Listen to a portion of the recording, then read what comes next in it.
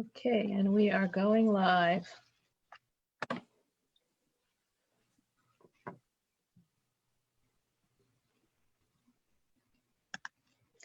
Okay, welcome everyone.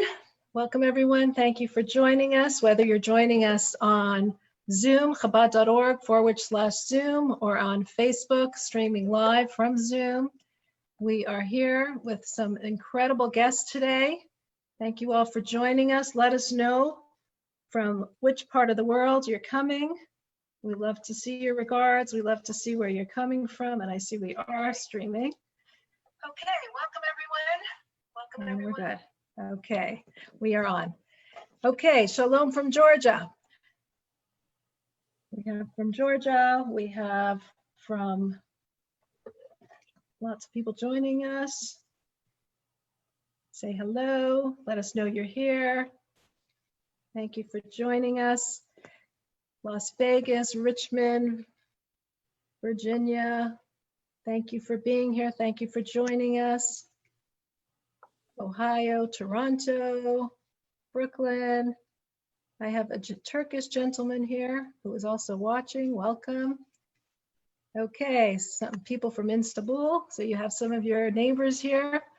Lots of people here. Welcome everyone. Thank you so much for joining us. Someone from South Africa, from Romania. Really, we have representatives here from across the world. Thank you all for joining us. Thank you all for being here. My name is Chana Weisberg, and I am the editor of thejewishwoman.org and Chabad.org. If you are joining us on Facebook, you can come onto our Zoom if you'd like. We are on chabad.org/Zoom. We have every week a host of amazing classes and programs, and this is one of them that we are very excited to be a part of today.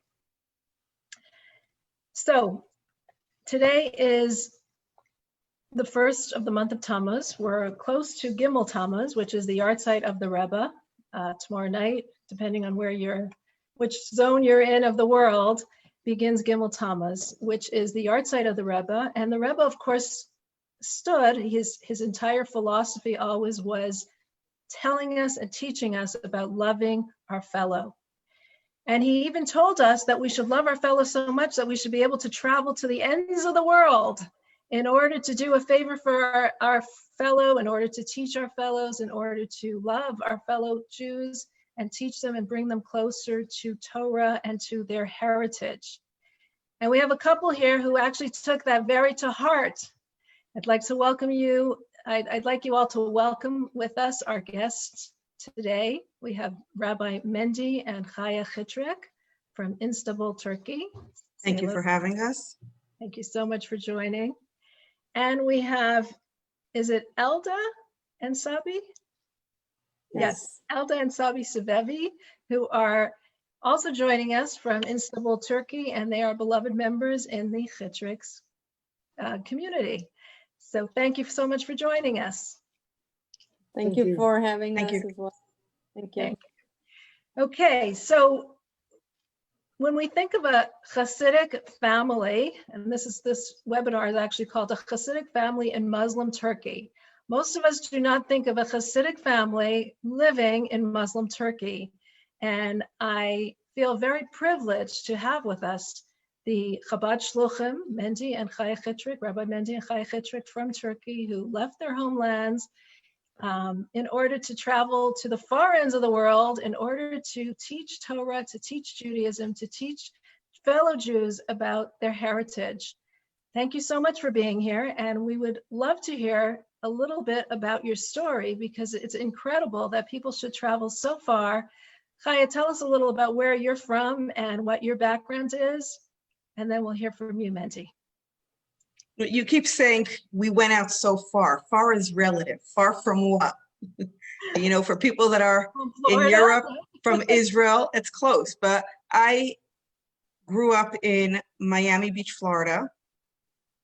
My parents are both involved in chinuch, in Jewish education. I'm one of 8 siblings. In the year 2000, we got married. We moved to Israel for the year. In 2001, we were contacted by Merkaz, which is the central arm of Chabad, who sends out shluchim.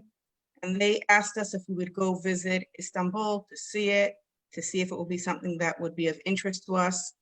As you know, in the summertime months, when the boys are off yeshiva, they go to different communities where there's no established Chabad, if you will, or they go to different communities and assist in whatever the community might need assistance with. And one year that the boys were here, they said maybe there's a couple that could come out and help with education. I was then heavily pregnant with my first. It was summertime. We came. We went to an island called Bugün, where many Jews go in the summertime. That's like how in New York people go upstate. Over here, people go to Bugün. And it seemed nice. It seemed good. It was only a year commitment.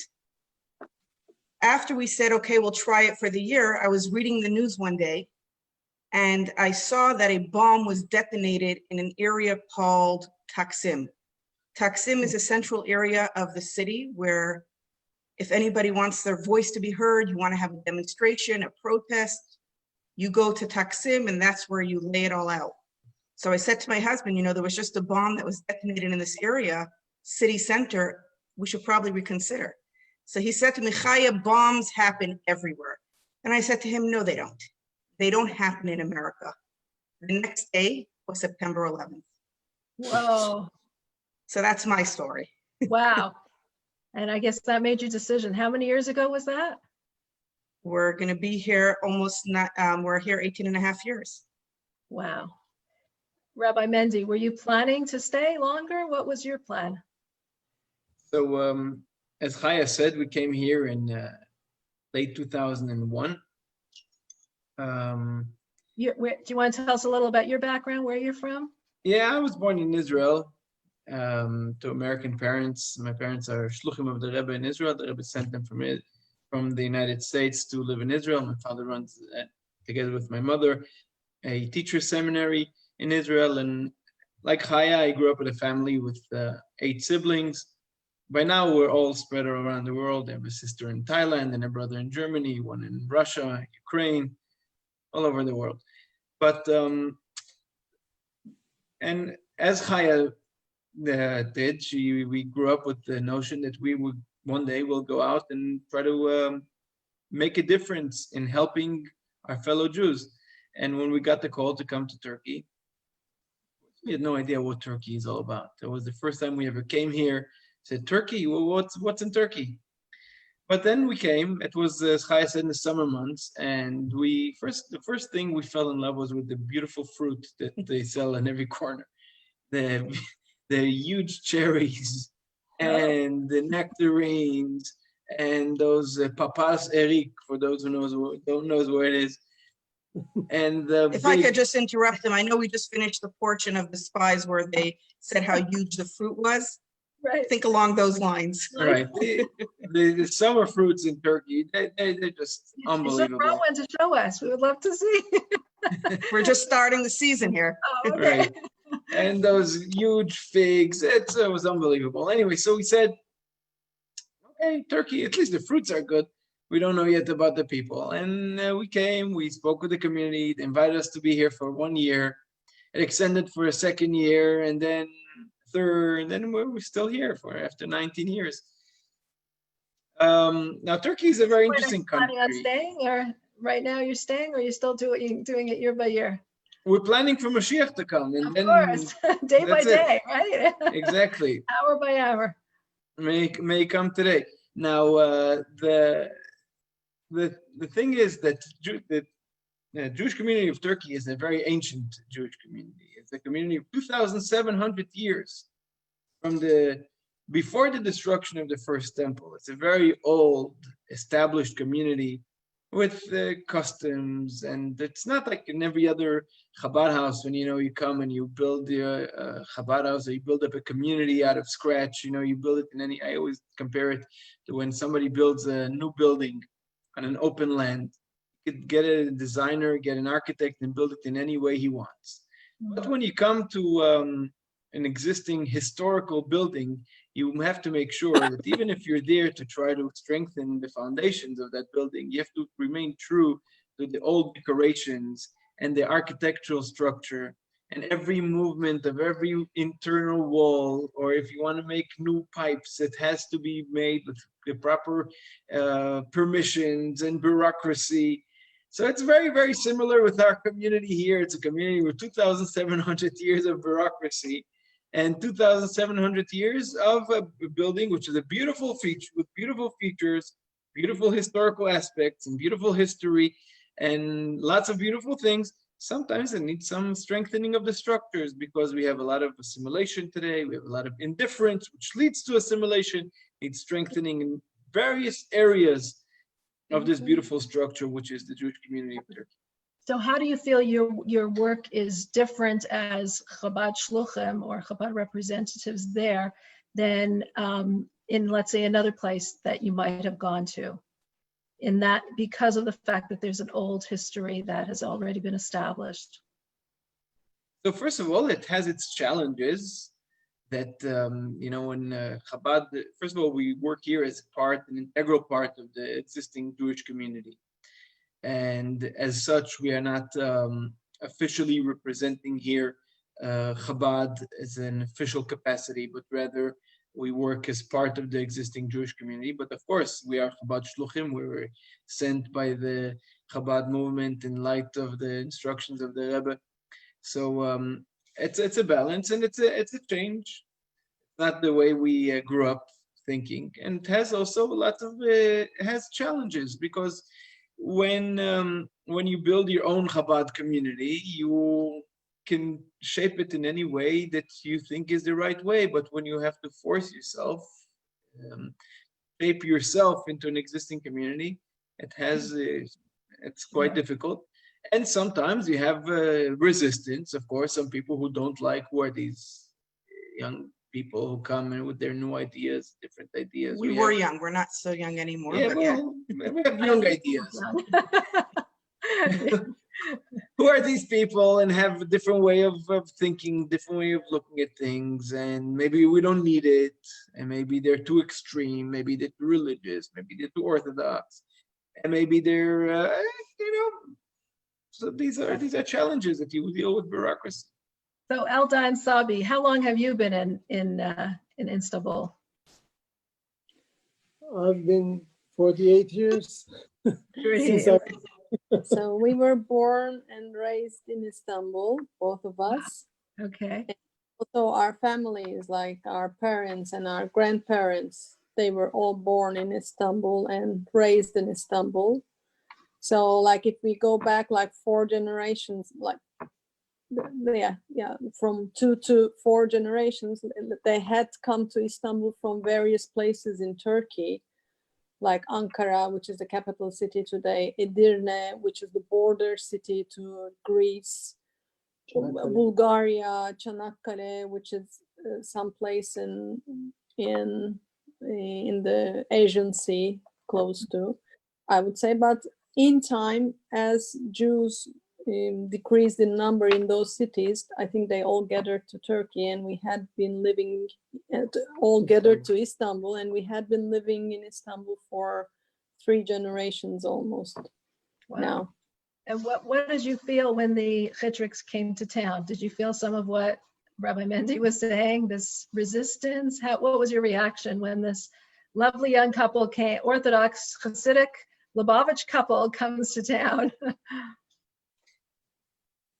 So I can't completely look into things from their eyes, of course. Like I can speak about my own journey and how we met them.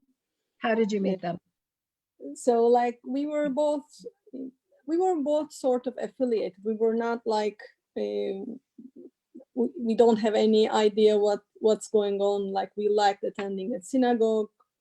My family kept kosher since I was born into a family like that. I think Sabi can speak for his family as well. But we were affiliated, and we were looking for more, getting ourselves more educated. We were affiliated, but we felt like we were not enough armed in terms of knowledge, I would say. So we were not married yet, and we received a mail from the community regarding Rabbi Mendy's JLI course. That's how we met. And Chaya was an attendant in the course. If And I she could was- interrupt you, Elda, I am not a night person at all, and all my friends here know that about me. I never go to evening courses or stuff like that. For some reason, that evening I went out, and it was a JLI course called Finding Yourself in the Stories of Holy God, Genesis. Genesis. And do you remember what it was about? Abraham and That's Noah. right, and the Akedah. Abram and the Akedah. And that was shortly after the whole story in America with Andrea Yates. Do you remember, Hannah, do you remember who she was? She tragically, in a rage of lunacy, drowned her kids in a bathtub and said that she was told by God. And I then asked my husband a question about in the class regarding Andrea Yates. I said, maybe she really did hear from God, but today we don't have anybody on the caliber of Moses who will tell us that yeah, God told her to do, just like he told Abram by the Akedah. And I remember the class turned silent. What? How dare I didn't know that you're not supposed to ask your husband questions in this class. First day we met them. That's how we So met. they went on like outspoken. Wow. they went on challenging each other for like 15 minutes. That sounds amazing. I said, who's this woman? So we figured out it's the wife of the rabbi. And so that's how we started, actually, just getting to know each other more. Like from that day on, I think we attended something like 9-10 JLI courses. Like we became more and more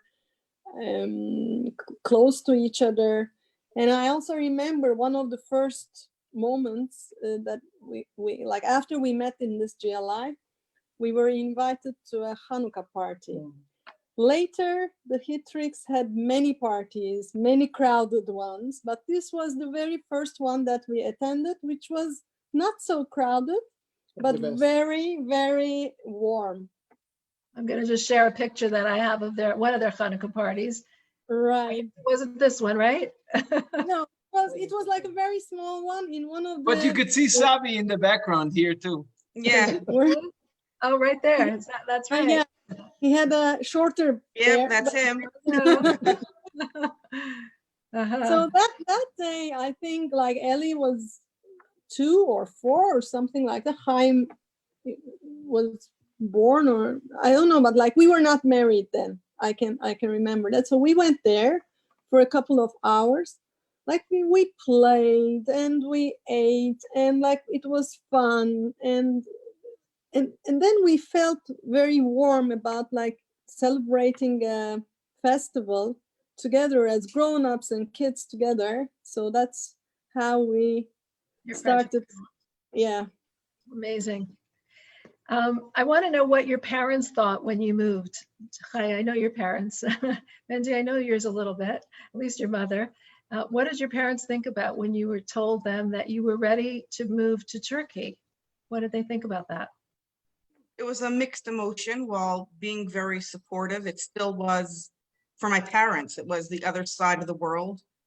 For sure. And travel back then, I know it's only 19 years, but travel back then is not what travel is now. And phone communication today is not what it was back then.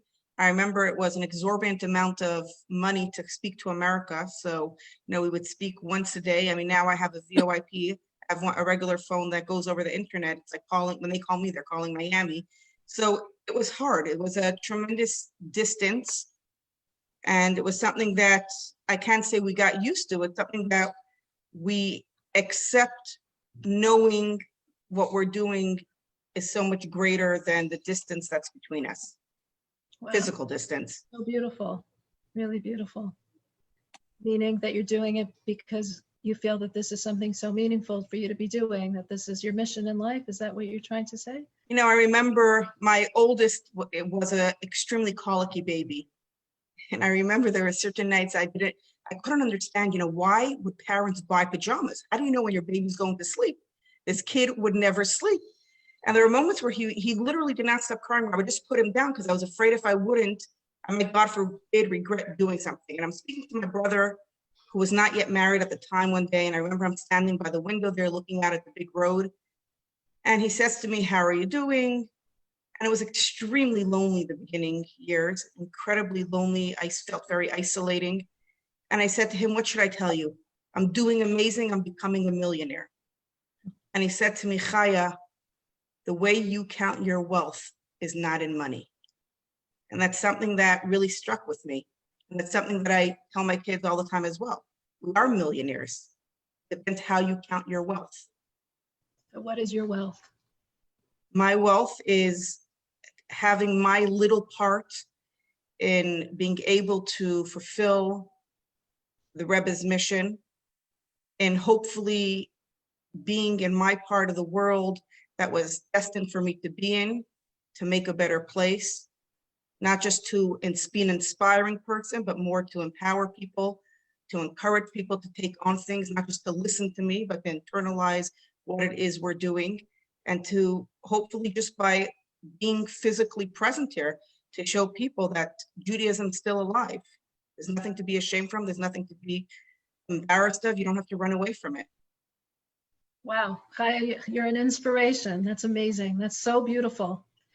How often, let's talk practically. How often do you see your family? I mean, it must be a big sacrifice. Do you see them, do your family all over the world, both of you? And how often do you get to see your family? And So what my about- husband will tell you about his family in a moment, but I Okay. can tell you mine. Now that, you know, we're like the older ones in the family, and then there's some younger ones. The older ones of us, we already have now, thank God, many bar mitzvahs going on and big family events. So these years, it's way more frequent. Like, you know, got to the point this year where I was like, oh my gosh, I'm done with traveling.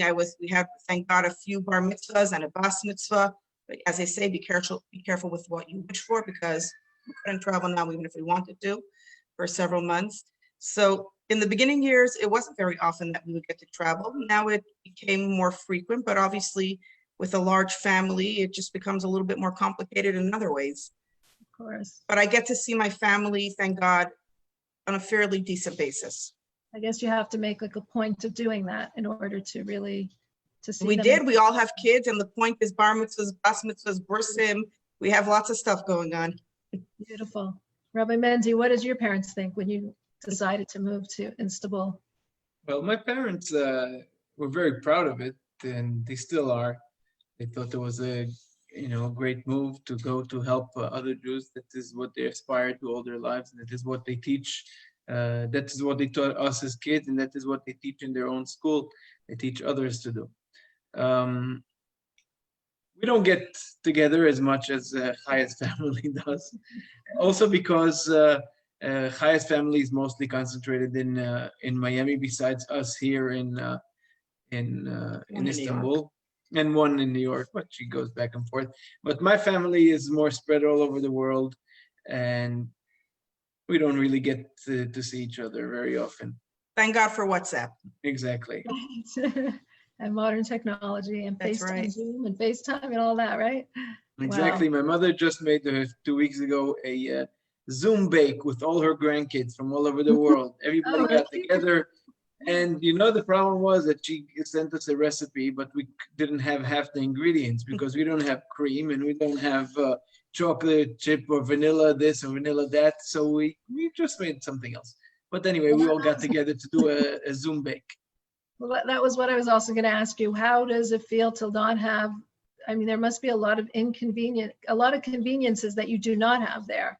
Can you give us some ideas of what things that you used to have that you needed to learn how to get away without having? The truth is, it's all in the mind.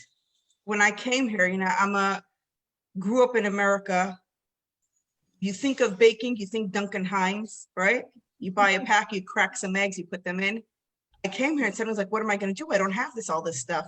And you realize most stuff is doable. The difference is convenience. There are certain stuff though that is not doable. We do have 7 freezers, which are stocked with kosher products. We have a big closet, which is all our brought in dry goods and things that we cannot get here kosher. What But do you learn. stuff? Is that how you do it? You bring it in, you bring in shipments? We In our schlep in our suitcases. suitcases. We're thank God a large family now, and each one of us are allowed 2 suitcases. We don't travel heavy on clothes. We travel heavy on food on the way back. So each bris or every bar mitzvah, that's what you do. You bring back these things, right? And travelers who come by, we True. always ask them, can you bring us this? Can you bring us that? So Because we is don't it- only provide for ourselves, we also provide for our, we have every Shabbos between, not in the Corona days, but before that, between 10 to 40 guests and every Shabbos. So it's, I'm going to show a picture of that because when you sent that to me, I thought that was so beautiful. This is your dining room, and this is just one view. You can't even see the whole thing here, but you see all the tables. This is Rosh Hashanah. This is Rosh Hashanah. How many people did you have? Well, we're not going to probably 80 seats there. Yeah, About 80 Amazing. seats. So who cooks for all these people? you're looking right at her. And without all these convenience, all these regular things that you could just get in the grocery store, this is all from the 7 freezers that you have? And there, once you do live in a country, in a place like this, where you don't have that little OU on every bottle of water that you're buying, you learn a lot more about where you do necessitate a kosher symbol and which places it's just redundant. It's there anyway, so you buy it with it, but it's not necessary. So you learn a lot more about the ins and outs of kosher as well. This is coming from someone who grew up in a strictly kosher Orthodox home. Right. So you mean you learn what needs and what doesn't need and how to make do with whatever it is that you have. Yeah. Yeah, but when we first came here, we used to, I used to go milk cows not far from here. And Chaya would never touch the milk because it was so full of cream. But that is what we did for milk for a few years. We also used to slaughter chickens every Friday, fresh chickens, because that is what we had. But things move on. Wow. So is there now kosher meats and chickens in Turkey?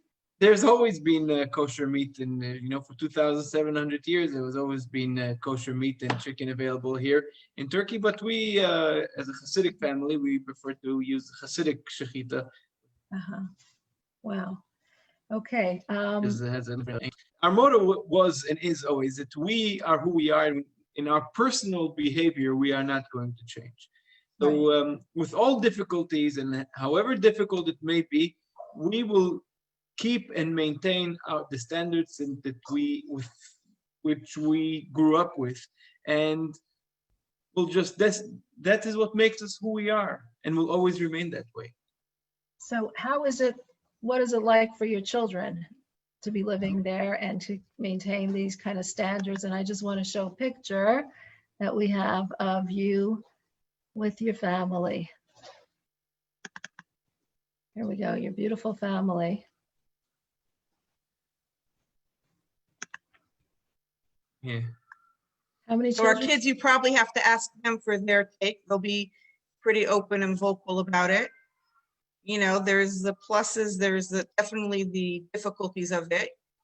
And, we chose. How old are your children? From what age to what age? Turning 19 and just turned 1. Wow, that's the baby there in Mendy's hands. Yes. And that's the one baby that you probably heard crying just a moment ago too. Yeah. Okay. Same kid. But Okay. I hope that at the So end of the day, they'll say that if they were given the choice, they would have made that same choice as well. I'm sure there are times where it's difficult for them. They don't go to a brick and mortar school after 3rd grade. Where do they go? What's their education like? Tell us about that. So they go to the Shluchim online school, and they start that after 3rd grade. They go to the local school here until 3rd grade, and they're home all day, which cuts out to a great extent their social life in person with other kids their age. They have a great social life with kids through the computer, but kids need to be with kids too. The plus is that they taught us about Zoom before we knew about it, because they already knew all the ins and outs of Zoom meetings and how to share and how to make yourself virtual backgrounds.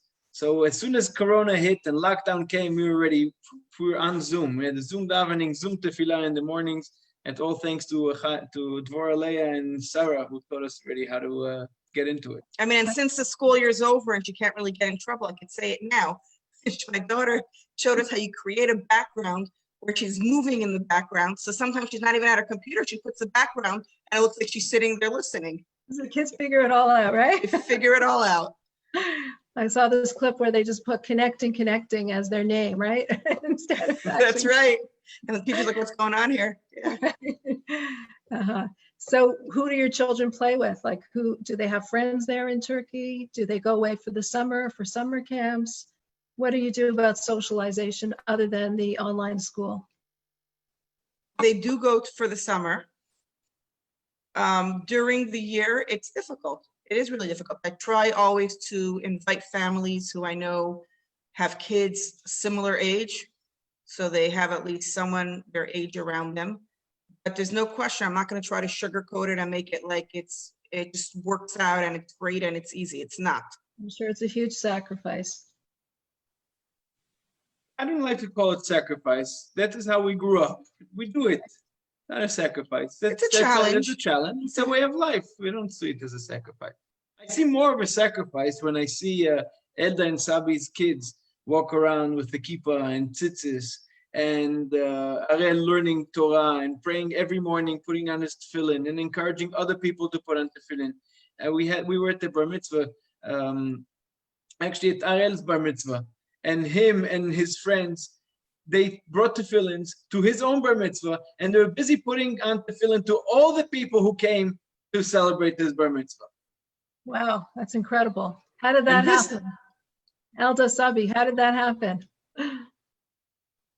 Actually, like we were very busy with the guests. We found them like out just putting on tefillin. So that was how they wanted to celebrate, and Beautiful. it just came naturally. But like I can say, like I was thinking while you were speaking and while Chaya was explaining, and how she put it the way like everything is like how we perceive it. Like I look at my life, I look at my kids' life. Like, for example, when you think about kosher and everything, we don't have all those availabilities. And we took them to Orlando a few years ago because Rabbi Mendy had arranged a summer camp for our son. So we decided that we're going to take him there ourselves because it was his first time. And before that, we're going to make the family like celebrate it and take them to Orlando and then drop him to the camp. So we went to a supermarket and the kids were just running around. We told them how they can differentiate if it's kosher or not with the stamp, which we don't have here. Like you don't have the choice. You don't eat it. You don't look at it. Like you either eat this or you don't eat this. There is no way like if there's a possibility that it may be kosher. Or maybe like the rabbis told you that this one in this line with this number, things like that.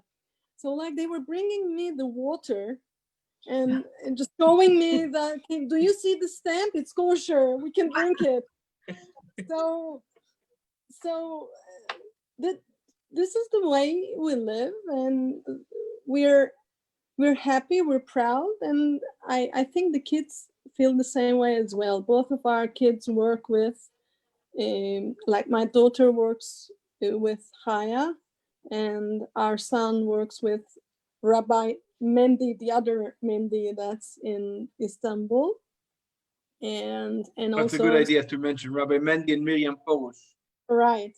So They're the Chabad rabbis on the Asian side of the city, yes. right. Oh, So, Okay. and so and also with other rabbis that are in Israel, like another Chabad rabbi, etc., etc.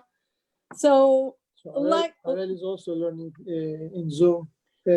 for many For many years, yeah. years, like when it all started, we were like, okay, this is easy for us. Our kids know how to go through it because like they go to regular school during the day, and in the afternoon they have their second school as the Jewish education. Wow. So it was nothing new for them when they were doing that. Wow. You spoke about a yarmulke and a kippah. Can you walk with clear religious garb outside in Turkey? And what do you do about that? How do you circumvent that? Rabbi Mendy.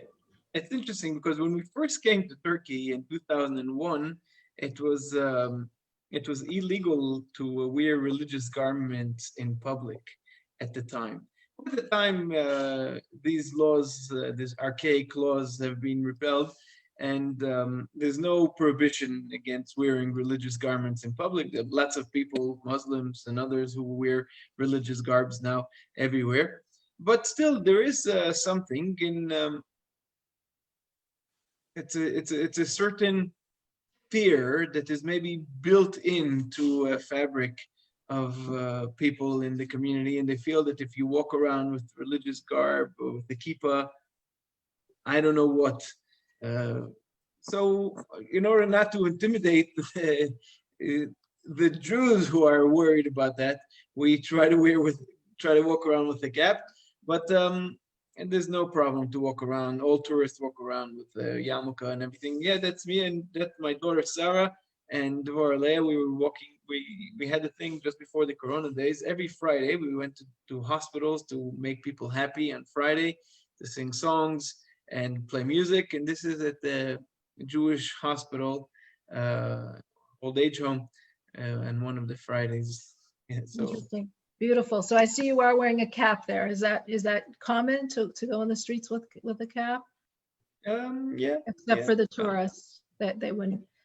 Do you feel, are you scared there? Is there a fear of security there that I'm sure most people are thinking, living in Turkey as a Chabad family, as a Jewish family, as a religious family, is there fear in practicing your religion? Are you afraid of security there?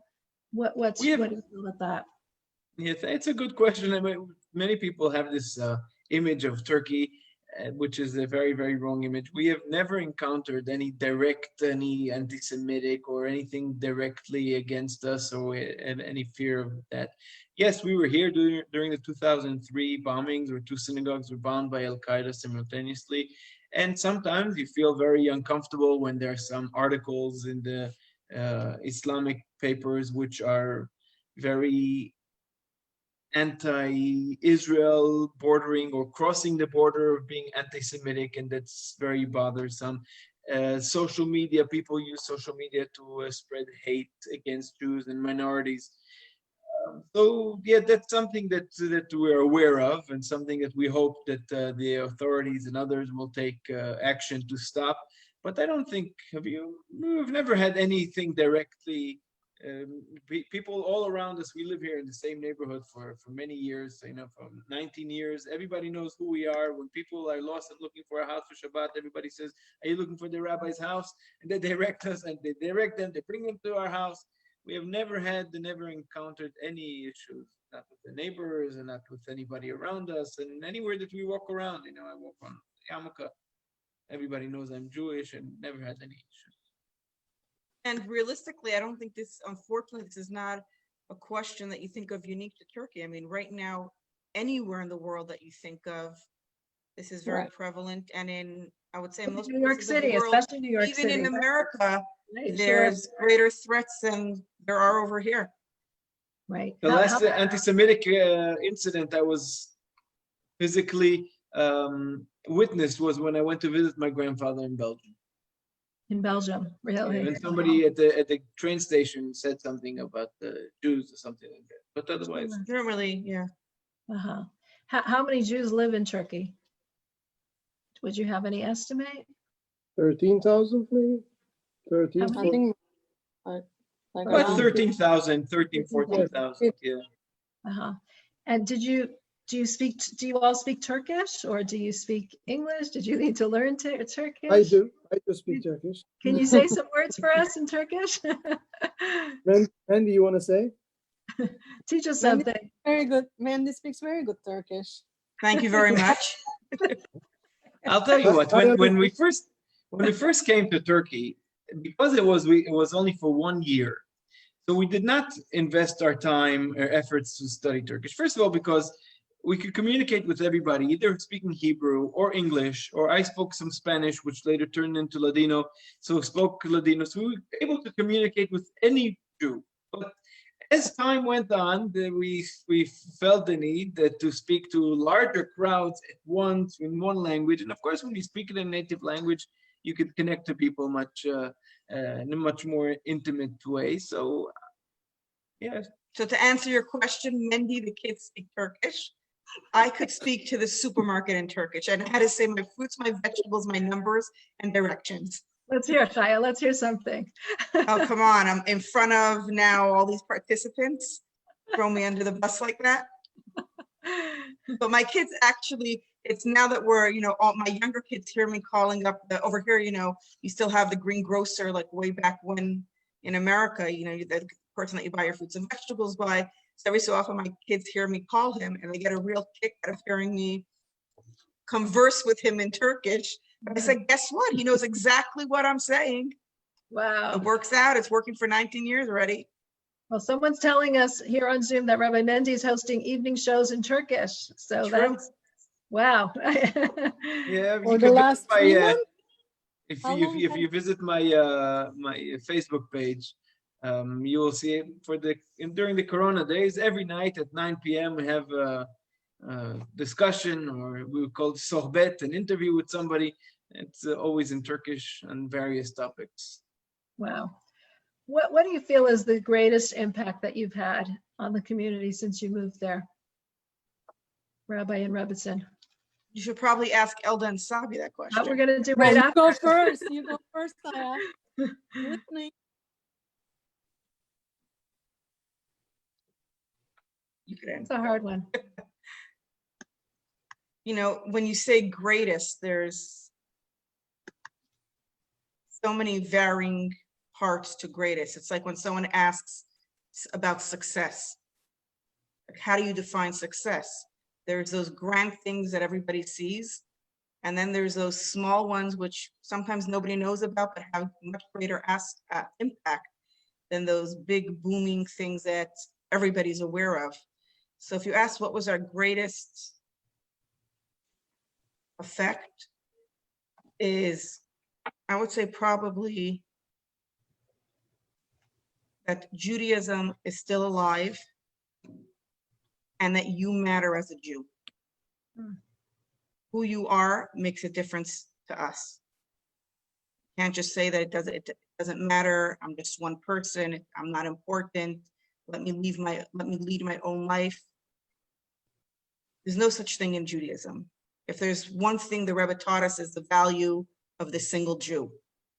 And I think that's evident in the fact that he sent his shluchim to all over the world. And because of that, I could say that, you asked before, Elda and Sabi, about your parents' reaction. I could tell you there were so many people that had resistance to who we are, what we represented. And today we could probably call them our nearest and dearest friends. I mean, from people that we never knew that they were resisting us. I mean, to somebody who, every year I try to invite each of my kids' classes for one Shabbat all together. And one year, one of the mothers walked up to my husband and she says, I need to speak to you for a moment. And she said, I have to apologize. She says, you should know that I was one of your greatest vocal critics here in the community. And when your wife sent the WhatsApp of who wants to join for Shabbat, I decided, you know what? Let me go and check it out for myself. And she said, I have to apologize to you now. Because what I thought to be a committed, proud, practicing Jew is, and what I see it is two entirely different things. Wow. Let me add that. That's powerful, Chaya. Thank you. Yes, sure. Rabbi Mendy. Let me add that I don't like the word impact, because the word impact is very scary to people, as if young people will come and try to impact the community of 2,700 years. And it's very scary. What do you mean, what do you come to impact people? I could say that what was most impactful in our experience are the Shabbat meals. The fact that people come and join us at our Shabbat table, more than the classes, more than anything else, is they come and they sit at our Shabbat table. First of all, share food is really, that's like a Jewish sports, So share a meal with people, and the warmth, the Shabbat meal, and of course Chaya's cooking and the environment. I think this was first of all, it breaks all barriers. People get to know you. It's not just the outer image. It's not just the what we call the dedikodu, what the gossip that people say about these the bearded rabbi and his wife. And it's the one-to-one close connection that people have across the Shabbat table with some l'chaim and not beautiful challah and the small chat. They see who you are. It's not what you're saying or what you're teaching. They see who you're being. Right. They see how you live, and they see that You're regular, normal people, more like them than not like them. Right. And you share your warmth. so the word impact is maybe too strong. Absolutely. I hear that. Alda, Sabi, what do you feel? You first. So I think like every person has their own perspective in life, and what's important is that how you get connected. So I think both Chaya and Rabbi Mendy, they touched people that have different perspectives, different expectations. Some maybe just wanted to gather in a celebration. Some maybe wanted to go more in depth. Some wanted to learn more Hasidic teachings. Some just wanted to share their thoughts and sometimes their difficult times. I don't know, like, I think they impacted, I would say, inspired for sure, our tables and the way we connected with Judaism. It's not that we didn't have, but it brought a whole new page into our life, I can say, like all these ideas of homeschooling our kids in a Jewish way. Like, it came to my mind when it was my son's bar mitzvah. At the time of my son's bar mitzvah, we were planning, like, the tefillin celebration would be in the synagogue, and then we were planning to have a meal that was kosher, but Kosher style. no, that was kosher, but outside of the synagogue. It was certified kosher. But Rabbi, like, we in time we became so close that first we go and ask them, what do you think about this? So he convinced me that it's not the right way. To be honest, I wanted to go with the other place, but I listened to him because more fancy. like, I think that's the impact Abby, we're live. of course we want more. I want to live and just celebrate. He's my only son, and I just Yes, wanted of to course. the more I can. And also when it was my daughter's bat mitzvah, it came to our mind that we need to celebrate it like with a challah bake. We need to do something that's special for girls, and just I think these are all impacts that we have relation with the Chitriks, and sometimes people need, at least I myself need to be put back in place. Like, I need somebody to remind me that it's better to have that meal in the synagogue. It's more important to go and stick with your true being.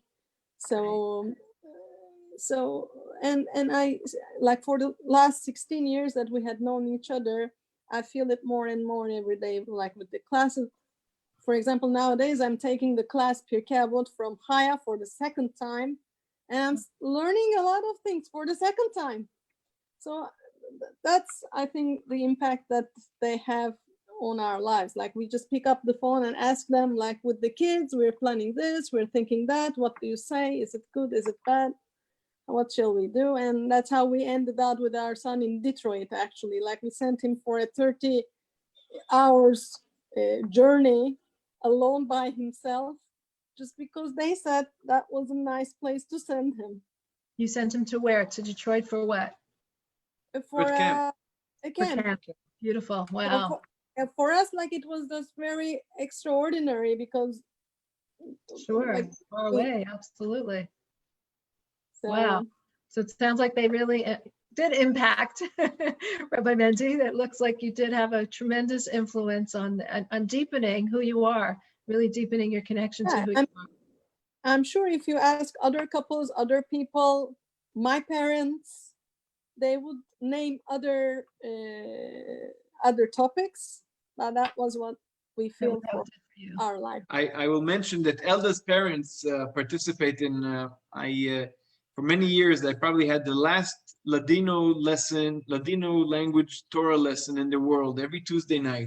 And for many, many years, Elda's parents are participants every Tuesday night at that Torah lesson, going on for 18 years. Wow. You want to add something maybe? For me, in the beginning, as Rabbi Mendy said, my family, we used to go to synagogue since I know myself. And every Friday night, we used to make kiddush and eat together with the family.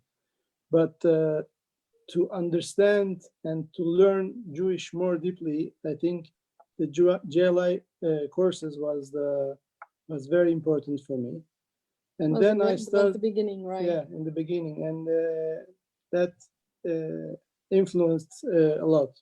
And made us move forward. Yeah. Like, okay, if this is the case, if we're learning, now that we know, then we have to just somehow put it in our lives. So that's how we just started moving forward, I would say.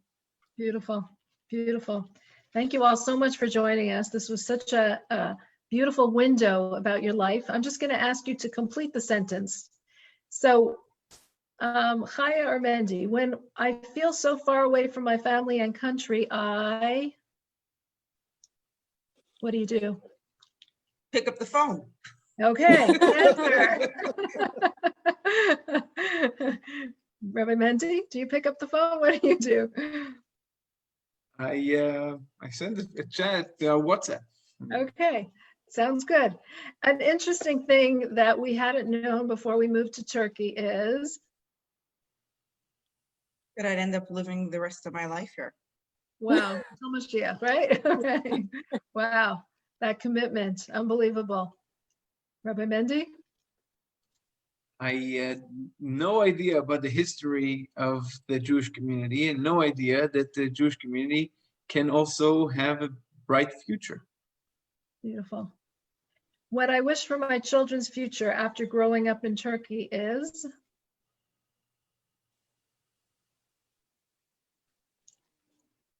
That's not that it's hard to answer. There's so much to answer. What do you wish for your kid? I will first and foremost, like I said before, I'll acknowledge if Mendy doesn't like the word sacrifice, but if there was a sacrifice on anyone's part, it's the kid's part because we made the choice, they didn't. They were born into it. If I could wish for my kid's future is that there's nothing greater, I don't think there's anything greater for a parent than to see that their children want to live their lives, their adult lives, the way that their parents live theirs and raise them.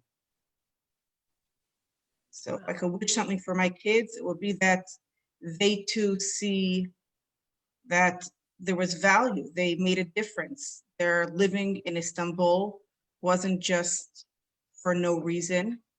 They literally changed a corner of the globe, and they should want to constantly have that fire, that urge, that need to make a difference wherever they end up. Beautiful. So beautiful, Chaya. And the last one, what inspires us and keeps us strong when we don't see the success, or when we do see this success here, is the thought that I'm not here for me. beautiful. Rabbi Mendy, you want to add anything? When we see another person learning some more Torah, doing another mitzvah, helping another Jew, opening his house for a guest, trying to extend a hand to give a pair of tefillin, to give tzedakah, it's inspiring. It's inspiring. you know, you just said the word success. I'll just cut you off. Like, you know, we mentioned success before. And, you know, a lot of people, when they discuss success, they'll tell you about these large communities that they built up around them and members that they have. In a very strange way, a lot of the word that you used, impact, that you see is the people that are so near and dear to us actually dwindling and moving away from us. Many of our, you know, our success in a crazy way is when people leave us. Wow. We have so many near and dear friends who have moved on to other places so that they could actually now raise their kids in a Torah lifestyle, in a proud Jewish home, because now it's something that's important to them, and they were willing to leave. You know, the same way we left our family behind with the mission of the Rebbe behind on firing us, you know, charging us forward. They left their families behind over here so that they could give their kids a Torah upbringing, and for them, that's a sacrifice. Beautiful, so beautiful. And the last question. It's been so many years now since the original Gimel Tammuz, the Rebbe's yahrzeit, since the Rebbe's passing. Yet so many new batches of young men and women are going out to all faraway countries and towns and villages. What do you think inspires them to continue doing it just like you? Want to answer? Well, the Rebbe has left us with such a treasure of teaching and inspiration that just to carry on with what the Rebbe has instilled in us, of course, through our parents, through our teachers, through our upbringing, and to pass on this light to others, this is an inspiration. It's inspiration that will live on. You know, it's 26 years now since the Rebbe. It's many more years since Moshe Rabbeinu. And we still see people very inspired by Moshe, and we still all treasure that Torah that he gave us, right? The same way that Moshe inspired the world of Jewry and changed the face of the Jewish world for good. And until today, people are singing songs about Moshe. The Rebbe is, if you will, the modern day Moshe, which continues to inspire and literally change the world day in, day out. Wow, thank you. Thank you so much for joining us. Thank you all for joining us, whether on Facebook Live or here on Zoom. Thank you so much, Elda and Sabi. Thank you so much, Mendy and Chaya. You are such an inspiration for all of us. You should have tremendous hatzlacha in your work, success in your work. The success that Chaya is talking about, which is the success of reaching to every single person, to an individual, to each individual is a world. And you really shared with us your home and your life in Turkey. And this was extremely inspiring for me. And I see for countless of others, all of those who are joining us, I just want to read you some of it. Such a fascinating interview, inspiring. Thank you. I admire you. May God bless you and your loved ones, and more from all our readers. So thank you so much for joining us. Thank you for coming on here, even though it's late, Chaya, for you. Thank you for joining. And thank you so much for taking part in this. And thank you so much for all the incredible work that you do on behalf of us all. Thank you. Thank you. Thank you for having us. Thank Thank you for you. having us. Thank Good you, night. Sabi and Elda. Thank you, Saba and Aldi. Thank you. Good night. Good night.